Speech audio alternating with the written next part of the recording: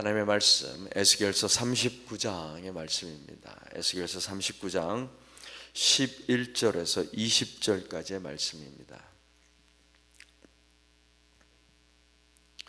에스겔서 39장 11절에서 20절까지의 말씀 찾으셨으면 한 목소리로 같이 읽겠습니다.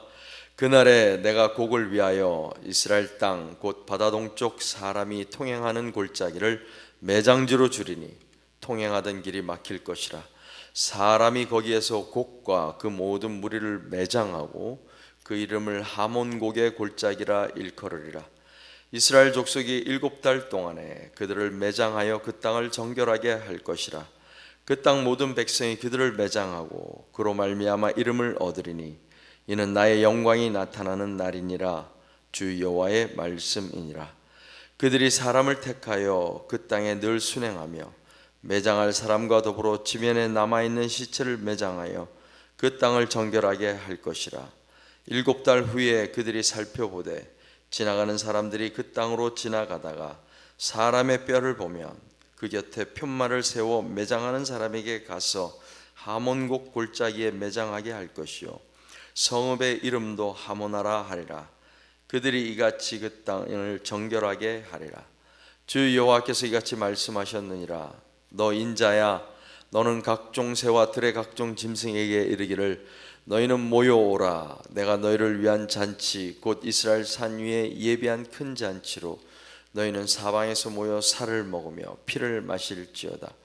너희가 용사의 살을 먹으며 세상 왕들의 피를 마시기를 바산에 살진 짐승 곧 수양이나 어린 양이나 염소나 수송아지를 먹듯 할지라. 내가 너희를 위하여 예비한 잔치의 기름을 너희가 배불리 먹으며 그 피를 취하도록 마시되 내 상에서 말과 기병과 용사와 모든 군사를 배부르게 먹을지니라 하라. 주 여호와의 말씀이니라. 아멘.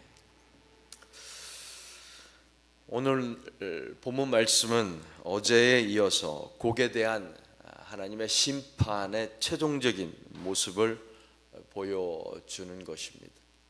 심판의 최종적인 결과는 무엇일까요? 죽음입니다. 사망입니다.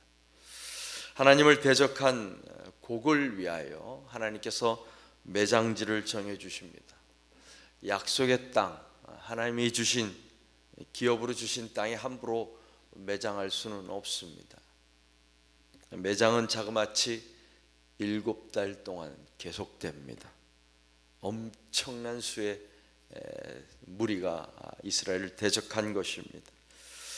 그럼에도 불구하고 하나님께서는 곡과 그의 군대를 매장지로 보내셨습니다. 성경은 이것을 정결하게 하는 과정이다라고 설명합니다.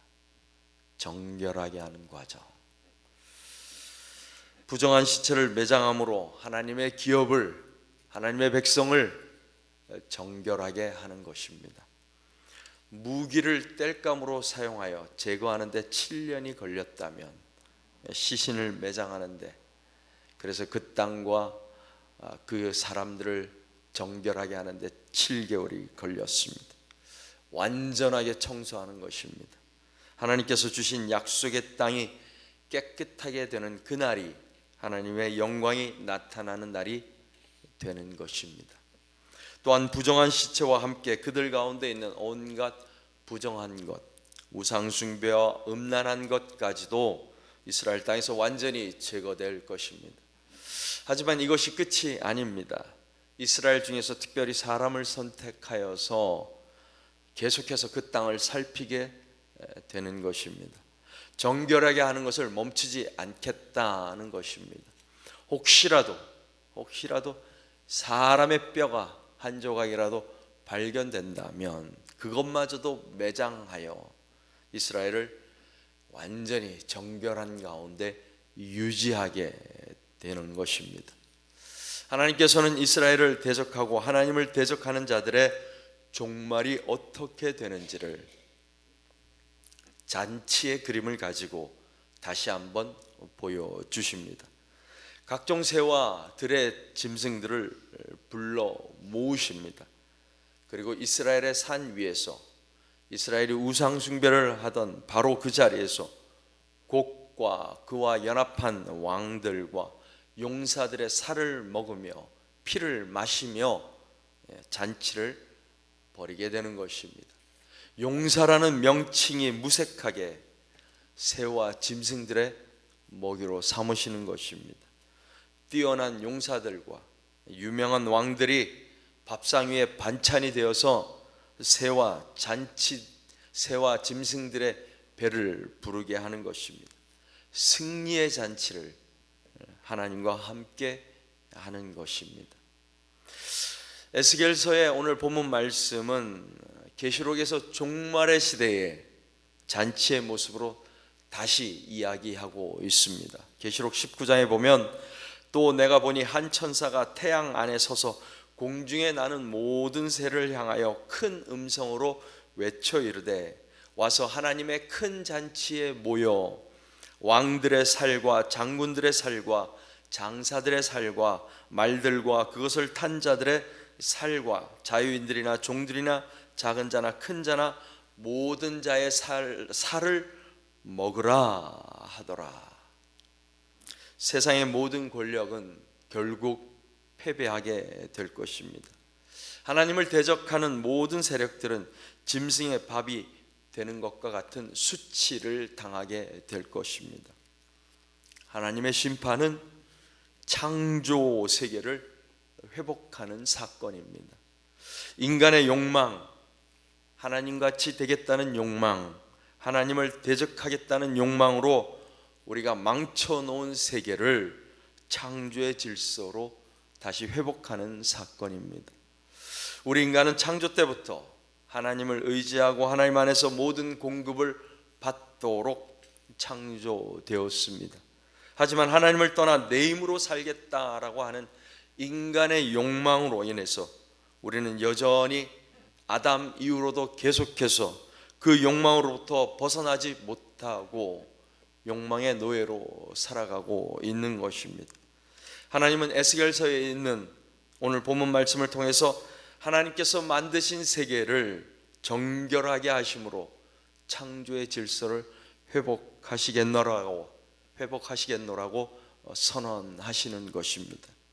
내가 거룩하니 너희도 거룩하라. 하나님의 백성으로 살아간다는 것은 거룩하게 살아가는 것입니다. 나를 정결하게 하는 것뿐만 아니라 내가 살아가는 세계, 내가 속한 공동체를 정결하게 하는 것입니다. 마치 모든 시체를 매장하듯 더러운 욕망과 정욕을 매장하는 것입니다. 더 나아가서는 사도 바울이 이야기한 것처럼 내가 그리스도와 함께 죽었다고 선언하는 것입니다. 매장하는 것입니다. 사실 우리는 내가 그리스도와 함께 죽었다고 고백하지만 이러한 정결의 과정은 일회성으로 끝나는 것이 아닙니다. 그날에 이르기까지 하나님께서 모든 것을 정결하게 하시고 승리의 잔치를 벌이시는 그날이 오기까지 쉼 없이 계속해야 하는 일인 것입니다. 시체를 찾아 묻는 일을 전담할 사람을 뽑아서 그 땅을 늘 돌아다니게 하고 지면에 남아있는 시체들을 샅샅이 찾아 묻어서 그 땅을 깨끗하게 하는 것처럼 뼈 한 조각이라도 찾아서 묻어서 정결하게 하는 것처럼 주님께서 다시 오시는 그날까지 계속해서 정결하게 하고 거룩하게 하는 일을 우리는 계속 해야 하는 것입니다. 바울의 언어로 빌리면 두렵고 떨리는 마음으로 자기의 구원을 이루어 나가야 하는 것입니다. 이것은 우리의 죄악된 본성과 싸우는 길고 험난한 과정인 것입니다. 또한 끊임없이 배후에서 조종하는, 우리를 유혹하는 공중 권세 잡은 자와의 싸움인 것입니다. 방심할 수도, 그렇다고 포기할 수도 없는 시간인 것입니다.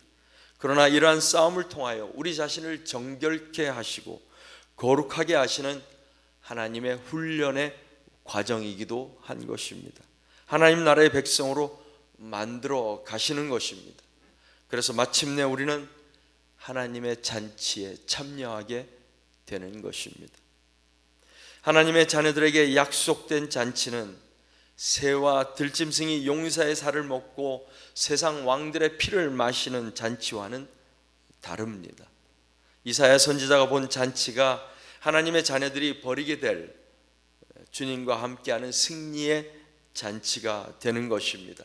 이사야 25장에 보면 만군의 여호와께서 이 산에서 만민을 위하여 기름진 것과 오래 저장하였던 포도주로 연회를 베푸시리니 곧 골수가 가득한 기름진 것과 오래 저장하였던 맑은 포도주로 하실 것이며 또 이 산에서 모든 민족의 얼굴을 가린 가리개와 열방 위에 덮인 덮개를 제하시며 사망을 영원히 멸하실 것이라.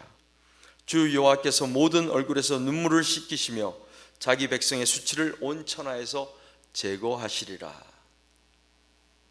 더 이상 매장지가 필요하지 않을 것입니다. 왜냐하면 사망을 영원히 멸하셨기 때문입니다. 더 이상 슬픔이 없을 것입니다. 왜냐하면 하나님께서 모든 얼굴에서 눈물을 씻기시고 수치를 제거하셨기 때문입니다. 견디는 자는 주님께서 베푸신 잔치에 참여하게 될 것입니다.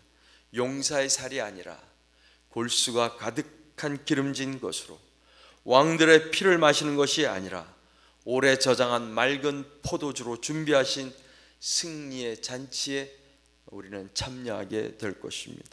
이것이 하나님께서 우리에게 약속하신 것입니다.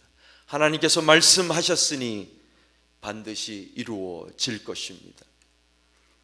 그러므로 날마다 쉼없이 우리 가운데 부정하고 더러운 것을 하몬곡의 골짜기에 매장해 버리고 하나님의 말씀을 따라 순종함으로 거룩하고 정결한 하나님의 백성이 되어서 승리의 잔치에, 그날에 이루어질 승리의 잔치에 참여하는 우리 모든 하나님의 백성들이 되기를 주님의 이름으로 축복합니다.